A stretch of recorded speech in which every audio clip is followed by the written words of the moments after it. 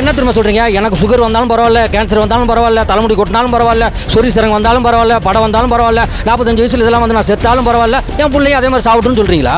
வேற என்ன பண்றது? வேற என்ன பண்ணணும்? மக்கள் வேற மாறணும். அப்ப சரியான தலைவனை தேர்ந்தெடுக்கணும். ஊழலை ஒழிப்பேன். நான் எப்படி ஒழிப்பேன்? லஞ்சத்தை ஒழிப்பேன். எப்படி ஒழிப்பேன்? லஞ்சத்தை ஒழிக்கிறேன்னா லஞ்சம் வாங்குறவனுக்கு ரேஷன் கார்டு கட்டு, அவன் சர்டிஃபிகேட் கட்டு, முடிஞ்சு போச்சுல. ஊரை விட்டு ஒதுக்கி வைப்பாங்க. அந்த காலத்தில் பழைய படத்தெல்லாம் பார்த்துருப்பீங்க. ஊரை விட்டு ஒருத்தனை ஒதுக்கி வைக்கும்போது அதை பார்க்குறவன் இன்னொரு செய்யணும்னு தோணுமா? கட்டு முடிஞ்சு போச்சு. 3000 ரூபா காசு கொடுக்குறாங்க. எடப்பாடி வரும்போது 2000 ரூபா கொடுக்குறாரு, 3000 கொடுக்குறாருன்னு வருஷம் கடந்த 10 வருஷ காலமாக கொடுத்துட்டு இருக்கிறீங்க. நீங்கள் அது செய்யக்கூடாதுங்க. ஆக்சுவலாக என்ன பண்ணணும்னா, இதை வாங்காத நிலைமையில் மக்களை வைக்கணும். எல்லாருக்கும் வேலை வாய்ப்பு கொடுத்துட்டா அவன் ஏங்க உங்கள்கிட்ட வந்து கையேந்த போகிறான்? ஏங்க வந்து 1000 ரூபாய்க்கு நிற்க போகிறான்? பெத்த பிள்ளையை படிக்க வைக்கிறது ஏங்க உங்கள்கிட்ட வந்து 1000 ரூபாய்க்கு வந்து நிற்க போகிறான்? 500 கோடி விட்டு வராரு, 300 கோடி விட்டு வராருலாம் சொல்கிறான். 300 கோடி சம்பளம் வாங்குறாருன்னு வச்சுங்க. ஒரு வருஷத்துக்கு 2 படம் நடிக்கலாமா? 600 கோடி. உன செலவுக்கு அதிகபட்சம் போன ஒரு 20 கோடி செலவாமா? 20 கோடி எடுத்துக்க. மீதி 550 கோடியை நீ ஏழைங்களுக்கு செலவு பண்ணு.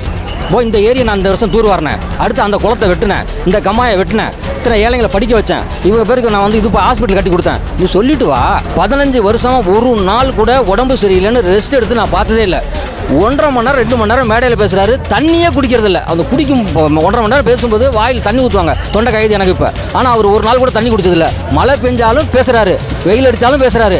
மழை பெஞ்சா அவனுங்க கீழே உட்காந்து ஜனங்க எப்படி வெயிலில் நனைகிறாங்களோ, மழையில் நனைகிறாங்களோ அதே மாதிரி தான் தானும் நிற்கிறாரு. ஒரு நாளும் கழுத்தில் மாலையை தாங்கினதில்லை, ஒரு நாளும் பொன்னாடைய தோளில் தாங்கினதில்லை. இப்படி ஒரு தலைவனை எங்கேயும் கிடைப்பான்? 3000 தரப்போறேன்னு சொல்றாருல. ஏங்க அந்த வாங்குற நிலைமையில் வைக்கக்கூடாதுங்க. முதல்ல நீங்கள் கொடுக்குறீங்கள, அது வாங்குற நிலைமை வைக்கக்கூடாதுங்க. அப்போ தாங்க தமிழருக்குன்னு ஒரு கலாச்சாரம் இருக்குது, பண்பாடு இருக்குங்க. தமிழன் வந்து வந்தவங்களுக்குலாம் வாரி கொடுத்தவங்க. அந்த காலத்தில் சோறு வடிச்சாங்கன்னா 6 மாதிரி போகணுவாங்க. சோத்து தண்ணி வர்றவங்களுக்கு சாப்பாடு போடுறதுக்கு அண்டாண்டாவை வாங்கும்போது 6 மாதிரி போகணும். அப்படிப்பட்ட கலாச்சாரத்தில் பிறந்து அப்படிப்பட்ட தமிழன்கிட்ட வந்து நீங்கள் வந்து 3000 ரூபா காசு கொடுக்குறேன், இலவச கரும்பு கொடுக்குறேன், அரிசி கொடுக்குறேன்னு சொல்லி வெக்கமாக இருக்காது அது? அப்படி வாழணும். ஓகே, இன்னைக்கு மக்கள் முடியாத மக்களும் இருக்காங்க. நீங்கள் வந்து என்னன்னா 3000 ரூபா காசு கொடுக்குறாங்க, எடப்பாடி வரும்போது 2000 ரூபா கொடுக்குறாரு, 3000 கொடுக்குறாருன்னு வருஷம் கடந்த 10 வருஷ காலமாக கொடுத்துட்டு இருக்கிறீங்க. நீங்கள் அது செய்யக்கூடாதுங்க. ஆக்சுவலாக என்ன பண்ணணும்னா, இதை வாங்காத நிலைமையில் மக்களை வைக்கணும். எல்லாருக்கும் வேலை வாய்ப்பு கொடுத்துட்டா அவன் ஏங்க உங்கள்கிட்ட வந்து கையேந்த போகிறான்? ஏங்க வந்து 1000 ரூபாய்க்கு நிற்க போகிறான்? பெத்த பிள்ளையை படிக்க வைக்கிறது ஏங்க உங்கள்கிட்ட வந்து 1000 ரூபாய்க்கு வந்து நிற்க போகிறான்? எல்லாருக்கும் இலவசமாக 1000 ரூபாய் பசங்களுக்கு கொடுக்குறாங்க, பொண்ணுங்களுக்கு 1000 ரூபா கொடுக்குறாங்க, பொம்பளைங்களுக்கு 1000 ரூபா கொடுக்குறாங்க. இதெல்லாம் கொடுக்குறாச்சு ஒரு நல்லாச்சு தானே? இது எப்படிங்க நல்லாச்சு ஆகும்? அவங்கள நல்ல நிலைமையில் உட்கார வைக்கிறதாங்க நல்லாச்சு. அவனை தானே சம்பாரிச்சு 1000 இல்லை, அவன் 5000 கூட எடுத்துகிட்டு போய் நகை வாங்குவான். நல்ல சாப்பாடு சாப்பிட்றதுக்கு நல்ல சாப்பாடு கிடையாது. இங்கே வந்து எல்லா சாப்பாடுலையும் விஷம் இருக்குன்னு சொல்கிறாங்கல்ல, இதெல்லாம் ஒழிக்கணும் இல்லை? நல்ல சாப்பாடு சாப்பிட்டு ஒருத்தன் ஆரோக்கியம் பண்ணால் ஹாஸ்பிட்டல் பக்கமே வரமாட்டான். நீங்கள் பூச்சி மருந்து தெளிக்கப்பட்ட எல்லா உணவு வகையிலும் பூச்சி மருந்து இருந்துச்சுன்றாங்க. சொந்த பெத்த குழந்தைக்கே வந்து நம்ம கொடுக்க வேண்டிய நிலைமைக்கு தள்ளப்பட்டிருக்கு. இப்போ ஆனால் வந்து உண்மையிலே வந்து குழந்தைங்களுக்கு நம்ம சாப்பாட்டில் விஷம் இருக்குது, காய்கறியில் விஷம் இருக்குது, பழங்களில் விஷம் இருக்குது அப்படின்னா அவங்க என்ன பண்ணுவான்னா, ஒன்று இந்த உலகத்தை மாற்றணும், ஒன்று இந்த காய்கறி விளையிறதெல்லாம் தடுத்து நிப்பாட்டி இயற்கைப்பூர்வமான அந்த மாதிரி விவசாயத்தை கொண்டாடணும். அதுதான் வந்து சரியான தீர்வு. அப்படி இல்லைன்னா குழந்தைய பெற்றுக்கூடாது. இப்போ நான் இருக்கேன்னா என்ன பண்ணால் இதை மாற்ற முடியாது. நான் தனி ஒருவனா என்னால் மாற்ற முடியாது. நான் என்ன பண்ணுவேன்னா குழந்தை பெற்றுக்காமல் இருக்கணும். பெற்று ஏன் குழந்தை ராஜாங்க, அவன் இளவரசங்க, அவன் தேவதூதனுங்க, அவன் நல்ல சாப்பாடு சாப்பிடணும், நல்லா வாழணுங்க, நல்ல இடத்துல வாழணும், நல்ல காற்று நல்ல தண்ணியில் வாழணுங்க. இந்த கேடுகட்ட பூமியில் தள்ள முடியுங்க. இப்போ சரியில்லைல்ல. அப்போ சரியான ஆட்சியால் வந்து தண்ணியை எப்போ கரெக்டாக எல்லாருக்கும் சப்ளை பண்ணி எப்போ வந்து சரியான மின்சாரமும் சரியான கல்வியும் சரியான மருத்துவமும் அமையுதும் அப்போ தான் பெற்றுக்கணும். அதுதானே அறிவாளி. அப்போ தானே அறிவு இருக்குன்னு உனக்கு அர்த்தம். அதனால தானே உனக்கு கடவுள் 6 அறிவு கொடுத்துருக்குறான். நீ 6 அறிவு கொடுத்து உனக்கு கடவுள் 6 அறிவு கொடுத்துருக்கான். போன தனி மனுஷனா இது இப்போ நீங்கள் சொல்கிற மாதிரி எல்லாத்தையும் உருவாக்க முடியாது இல்லைண்ணா. அப்போ அந்த கால சூழ்நிலைக்கு ஏற்ற மாதிரி குழந்தைய பெற்றுன்னு போகணும். அதை விட்டு குழந்தையே பெற்று என்ன திரும்ப சொல்கிறீங்க? எனக்கு சுகர் வந்தாலும் பரவாயில்ல, கேன்சர் வந்தாலும் பரவாயில்ல, தலைமுடி கொட்டினாலும் பரவாயில்ல, சொறி சிறங்கு வந்தாலும் பரவாயில்ல, படம் வந்தாலும் பரவாயில்ல, 45 வயசுல இதெல்லாம் வந்து நான் செத்தாலும் பரவாயில்ல, என் பிள்ளையும் அதே மாதிரி சாப்பிட்டுன்னு சொல்கிறீங்களா? வேற என்ன பண்ணுறது? வேற என்ன பண்ணணும்? மக்கள் வேற மாறணும். அப்போ சரியான தலைவனை தேர்ந்தெடுக்கணும். இந்த உணவு முறையை எவன் மாற்றுறான், எவன் தண்ணியை சேமிக்கிறான், எவன் வந்து மலையை காப்பாற்ற போகிறான், எவன் மண்ணை காப்பாற்ற போகிறான், எவன் நல்ல ஆட்சி தருவான், எவன் வந்து எல்லாருக்கும் வேலை வாய்ப்பு கொடுப்பான், எப்போ எல்லாருக்கும் வந்து ஜாதி மதத்தை ஒழிக்கிறேன்னு சொல்லி கொடுப்பான், அந்த மாதிரி தலைவனை தேர்ந்தெடுக்கணுங்க. அப்போ தாங்க இதெல்லாம் மாறும். நீங்கள் வந்து எல்லாரும் போகிறாங்க, நானும் போகிறேன், எல்லாரும் அம்மனா போகிறாங்க, நானும் போகிறேன், அது என்ன? அது அறிவு இல்லை. மாற்றமாக இப்போ மக்கள் ஒரு மாற்றத்தை தேடி போகிறாங்கல்ல. இப்போ புதுசாக இந்த 2 கட்சிகளை விட்டு புதுசாக ஒரு மாற்றத்தை மக்கள் தேடி இந்த வருஷம் போக போகிறாங்க. சார் இப்போ உண்மையிலே சொல்லட்டுமா, விஜய் இருக்கார்ல, விஜய் வந்து இன்னோசென்ட். 30 வருஷமாக வந்து சினிமாவில் இருக்கார். கேரவான்லேயே இருப்பார், கேரவனை விட்டால் பிளேட்டில் போவார், ஏசி ரூமில் வீட்டில் இருப்பார். அவருக்கு அரிசினா என்னன்னு தெரியாது, எப்படி விளையுதுன்னு தெரியாது, பருப்புனா என்னன்னு தெரியாது, தோரம்பருப்பு என்ன விலை விற்குன்னு தெரியாது, எண்ணெயில் எதுனாக்கா செக்கு என்னென்னா என்ன, செக்கில் கடலை எண்ணெய் என்ன இருக்குது, எதுவுமே தெரியாதுங்க அவருக்கு. இன்னோசென்ட்டுங்க அவருக்கு எதுவுமே தெரியாது. சுற்றி இருக்க என்ன பண்ணா அவரையும் மாற்றமாக பார்க்கக்கூடாதுன்றீங்களா? அவர் மாற்றமாக பார்க்கலாம். இன்னும் எப்படின்னா ஏன்னா அவரை மாற்றமாக பார்க்க முடியாது. ஏன்னு சொன்னா அவருக்கு எதுவுமே தெரியாத ஆளுகிட்ட தலையில் தூக்கி நீங்கள் 100 கிலோ வெயிட் வச்சிங்கன்னா 50 வருஷமாக 2 கட்சி ஆண்டாச்சு, மக்களுக்கு பிடிக்கல. மாற்றமாக எங்கள் விஜய் வந்து 200 கோடி விட்டு வராரு. அது ஆக்சுவலாக என்னன்னா விஜய்க்கு நம்ம ஓட்டு போடலாம். எப்படி போடலாம்னா அவர் வந்து மாதம் ஒரு படத்துக்கு 250 கோடி சம்பளம்ன்றான். ஆனால் அவர் வாயால் இன்னை வரைக்கும் நான் 250 கோடி வாங்கினேன்லாம் சொல்லலை. உச்சத்தை விட்டுட்டு வரேன்னு சொல்கிறாரு. ஆனால் இவனுக்கு எல்லுக்கு அச்சக்க இருக்காங்களே கூட இருக்கிற அல்லக்கைங்க, இவனுக்கு தான் 2500 கோடி விட்டு வராரு, 300 கோடி விட்டு வராருலாம் சொல்கிறான். 300 கோடி சம்பளம் வாங்குறாருன்னு வச்சுங்க, ஒரு வருஷத்துக்கு 2 படம் நடிக்கலாமா? 600 கோடி. உனக்கு செலவுக்கு அதிகபட்சம் போன ஒரு 20 கோடி செலவாமா? 20 கோடி எடுத்துக்க, மீதி 580 கோடியை நீ ஏழைங்களுக்கு செலவு பண்ணு.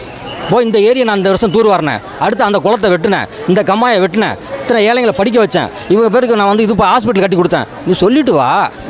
நேராக அங்கே ஏசிலே இருப்பியான், கேராவான்லேயே இருப்பியான், போய் நல்லா சொகுசு பங்களாவிலே இருப்பியான், பிக்னிக்கு பார்க்கு போய் ஜாலியாக இருப்பியான். கடைசி நேரத்தில் வயசானவன் வந்து அரசியலுக்கு வருவேன். ஒன்றுமே உங்களுக்கு தெரிஞ்சு ஏங்க அரசியலுங்கிறது சேவைங்க, சேவை மக்களோட தான். இப்போ நீங்கள் செலவு பண்ணணுன்றீங்களா?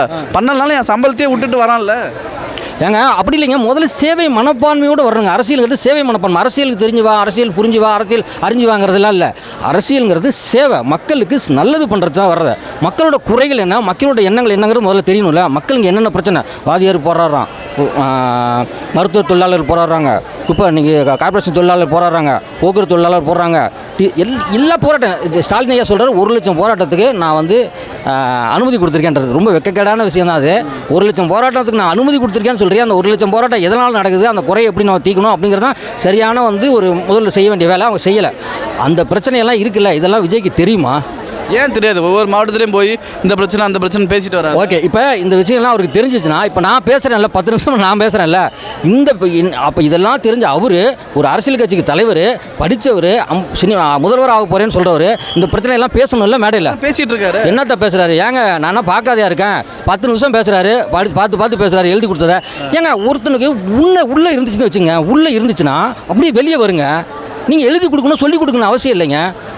எல்லாரும் வந்து பார்க்காமலே பேசணும், உங்களை மாதிரியே பேசணும்னா எப்படின்னு இல்லைங்க. அதாங்க உங்களுக்கு வலியும் பேசுறதுக்கு வரல, செயல் மக்களுக்காக செய்யறதுக்கு. அப்போ செய்யறதுக்கு வர்றேன்னு சொன்னால் நீங்கள் என்ன செய்ய போகிறீங்க, எப்படி செய்ய போகிறீங்கன்னு சொல்லணும். இப்போ சீமான் இருக்காருன்னா அவர் சொல்கிறாரு, நான் ஏரியை வந்து எப்படி தூர் வர போகிறேன், ஆற்றுக்கு மணல் வந்து எவ்வளோ முக்கியமானது, மனிதனுக்கு எப்படி தோல் முக்கியமானதோ அந்த அளவுக்கு ஆற்றுக்கு மணல் முக்கியமானது, மலைகளை நீங்கள் உடச்சிட்டிங்கன்னா என்னால் உருவாக்க முடியாது, இதெல்லாம் சொல்கிறாருல. அவருக்கு தெரிஞ்சதுனால தான் அவர் சொல்கிறாரு.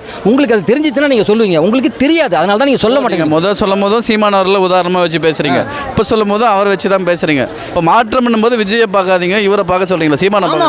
ஆமாங்க, ஆகச்சிறந்த தலைவருங்க. இந்த நீங்கள் கடந்த 500 வருஷம் இல்லை எனக்கு தெரிஞ்சு இப்படி ஒரு தலைவனை யாருமே பார்த்துருக்க மாட்டாங்க. சீமான் சொல்கிற கொள்கை கோட்பாடெல்லாம் என்னென்ன சொல்கிறாரு அவர். சில பேர் சொல்லுவான், நான் படித்து சொல்கிறேன், டே மலையை காப்பாற்றுறதுனா எப்படின்னா, மண்ணை காப்பாற்றுறா எப்படின்னா, எல்லாருக்கும் எப்படி வேலை கூட, ஊழலை ஒழிப்பேன் நான் எப்படி ஒழிப்பேன், லஞ்சத்தை ஒழிப்பேன் எப்படி ஒழிப்பேன், லஞ்சத்தை ஒழிக்கிறேன்னா லஞ்சம் வாங்குறவனுக்கு ரேஷன் கார்டு கட்டு, அவன் சர்டிஃபிகேட் கட்டு, முடிஞ்சு போச்சுல. ஊரை விட்டு ஒதுக்கி வைப்பாங்க. அந்த காலத்தில் பழைய படத்தெல்லாம் பார்த்துருப்பீங்க, ஊரை விட்டு ஒதுக்கி வைப்பாங்க. அந்த நிலைமைக்கு வந்துடுவான். ஊரை விட்டு ஒதுக்கி வைக்கும்போது அதை பார்க்குறவன் இன்னொருத்தர் செய்யணும்னு தோணுமா? கட்டு அங்கே முடிஞ்சு போச்சு. அரசாங்க ஆஸ்பத்திரியில் எல்லாரும் அரசு பதவியில் இருக்கவங்களும் எம்எல்ஏ எம்பிஸ்லாம் அரசு ஹாஸ்பிட்டலுக்கு போகும்போது அரசாங்க ஆஸ்பத்திரியில் டாக்டர் தூங்குவானா? நர்ஸு போய் ரெஸ்ட் எடுத்துகிட்டு படுத்து கிடக்குமா? சரியான மருந்து மாத்திரை வந்துடும்ல, சரியான ஸ்கேன் மிஷின் வேலை செய்யும்ல, எக்ஸ்ரே மிஷின் கரெக்டாக வேலை செய்யும்ல. எம்எல்ஏ வர்றாரு, எம்பி வர்றாருன்னா உடனே எல்லாம் வேலை செய்யுமா செய்யாதா? அப்போ மாறி போயிடும்ல ஆட்டோமேட்டிக்காக. சாதாரண கவர்மெண்ட் பள்ளிக்கூடம் எல்லாருமே படிக்கணும்னு சொல்லிட்டான்னு வச்சுங்களேன். அரசாங்கத்தில் வேலை செய்கிற எல்லாரும் எம்எல்ஏ எம்பிஸ் பையன் கலெக்டர் பையன் முதல்ல எல்லாரும் அங்கே தான் படிக்கணும்னு சொல்லிட்டா ஒரே கக்கூஸ் கழுவாமல் இருக்குமா? கார்பரேஷன் ஸ்கூலில் 2 கக்கூஸ் இருக்கும், 100-200 பேர் கக்கூஸ் போகிறான். உன் குழந்தை அது 200 பேர் படிக்கிற 200 பேர் இருக்கிற இடத்துல அந்த ஒரே 2 கக்கூஸில் போகுது. கக்கூஸில் உள்ள படம் வராது, சொறி வராது, இன்ஸ்பெக்ஷன் வராது. அதுவே வந்து உயர் அதிகாரிங்க அந்த ஸ்கூலில் அவங்க பசங்க படித்தாங்கன்னா அந்த உயர் அதிகாரி போய் அந்த செக் பண்ண மாட்டான், என் புள்ள வருது இந்த பாத்ரூம் சுத்தமாக ஆகிட்டான்னு சொல்லிட்டு கூட்டி க்ளீன் பண்ண மாட்டான். அப்போ வருமா வரதா? சீமானவர்கள் பண்ணுவார்னு நினைக்கிறீங்களா? ஏங்க இது பண்ணுறதுக்கு உண்மை இல்லைங்க. இது என்ன பண்ணது? இதுக்கு நீங்கள் கஷ்டப்பட வேணாங்க. ஒரு சைன் ஆர்டர் போட்டால் முடிஞ்சு போச்சுங்க. இதெல்லாம் பேசிட்டு வராரு, நான் பண்ணுவேன். ஆமாம் பண்ணுவேன்னு பேசிட்டு இருக்காரு, எல்லா மேடையிலும் அதானே சொல்லிட்டு இருக்காரு. அப்படி சொல்லியும் மக்கள் ஏன் அவரை தேட மாட்டாங்க? மாற்றமா இது போய் சேரலைங்க. அவர் வந்து உண்மையிலே பேசுகிறாருல. இன்றைக்கி இப்போ யூடியூப் வாயிலாக நான் வந்து சீமான 12 வருஷம் மட்டும் இப்போ ஃபாரினில் பணம் வருதுன்னு சொன்னப்போ எனக்கு எப்படி புரிதல் இல்லாமல் இருந்துச்சோ, அதுக்கப்புறம் அவரோட பேச்சுக்கெல்லாம் கேட்க யூடியூப்பில் நான் பார்க்க தான் ஒரு புரிதல் ஏற்படுச்சு எனக்கு. 15 வருஷமாக ஒரு நாள் கூட உடம்பு சரியில்லைன்னு ரெஸ்ட் எடுத்து நான் பார்த்ததே இல்லை. 1.5 மணி நேரம் 2 மணி நேரம் மேடையில் பேசுகிறாரு, தண்ணியே குடிக்கிறதில்ல. அந்த குடிக்கும் 1.5 மணி நேரம் பேசும்போது வாயில் தண்ணி ஊற்றுவாங்க, தொண்டை கைது எனக்கு இப்போ. ஆனால் அவர் ஒரு நாள் கூட தண்ணி குடிச்சதில்ல. மழை பெஞ்சாலும் பேசுகிறாரு, வெயில் அடித்தாலும் பேசுகிறாரு. மழை பெஞ்சால் அவனுங்க கீழே உட்காந்து ஜனங்க எப்படி வெயிலில் நனைகிறாங்களோ மழையில் நனைகிறாங்களோ அதே மாதிரி தான் தானும் நிற்கிறாரு. ஒரு நாளும் கழுத்தில் மாலையை தாங்கினதில்லை. ஒரு நாளும் பொன்னாடைய தோளில் தாங்கினதில்ல. இப்படி ஒரு தலைவனை எங்கேயும் கிடைப்பான். சீமான் வந்து கத்தி பேசி தான் இன்றைக்கி பனைமரம். நீங்கள் மெரினா பீச் போனீங்கன்னா தெரியும். மெரினா பீச்சிலேருந்து பட்டினம்பாக்கம் அந்த இது வரைக்கும் இன்றைக்கி ஆயிரக்கணக்கான பனைமரங்கள் நட்டுருக்காங்க. நான் சென்னையில் பார்த்ததுனால சொல்கிறேன். இதே மாதிரி தமிழ்நாடு ஃபுல்லாக நிறைய ஏரிகளில் குளங்களில் சுற்றிலும் பனைமரங்கள் நட்டுட்ருக்காங்க. தன்னார்வ ஆளுகளுக்கு தனியாக செய்கிறாங்களே அவங்க, அரசாங்கம் செய்யலை. இப்போ பனைமரத்தோட நன்மைகள் என்ன, பயன் என்னன்னு சீமான் பேசி தான் தெரிஞ்சுது. மலையை உடைக்கிறது நான் சின்ன துடிக்கும்காரங்கள் பழைய படங்கள் ரஜினி படத்தில் பார்த்தோன்னா ஃபைட் நடக்கும். அந்த மாதிரி சீக்கிரம் அந்த இடத்துல பயங்கரமாக இருக்கும் பார்க்குறதுக்கு. அந்த மலை உடைக்கிறது எவ்வளோ தப்பான விஷயங்கிறது அது ஒரு பேசுனதுக்கு அப்புறம் தான் தெரிய வருது. அந்த மாதிரி இன்றைக்கி பயங்கர விழிப்புணர்வு வந்தது, நாலேஜ் வந்தது இவர் பேசுனதுக்கப்புறம் தான், இவர் பார்க்குறதுக்கு அப்புறம் தான். நான் அதான் சொல்கிறேன், இவனை விட ஒரு தலைவன் இந்த பிரபஞ்சத்துக்கு கிடைக்கவே மாட்டேன். நீங்கள் வந்து இந்தியாவில் இருக்கிற எல்லா ஸ்டேட்டு முதலமைச்சருமே ஃபியூச்சரில் இன்ஸ்பிரேஷனாக இருக்க போகிறது இவர் தான். ஒரே ஒரு தடவை இவர் ஆட்சிக்கு வந்துட்டார்னு வச்சுங்களேன், அதுக்கப்புறம் அண்ணா திமுக அந்த தேவைக்கா வாட்டர் ரிட்டிஸ் எந்த கட்சியாலும் எல்லா கட்சியும் மூட்டை கட்டிட்டு போக வேண்டியதான். எவனுமே ஆட்சிக்கு வர முடியாது.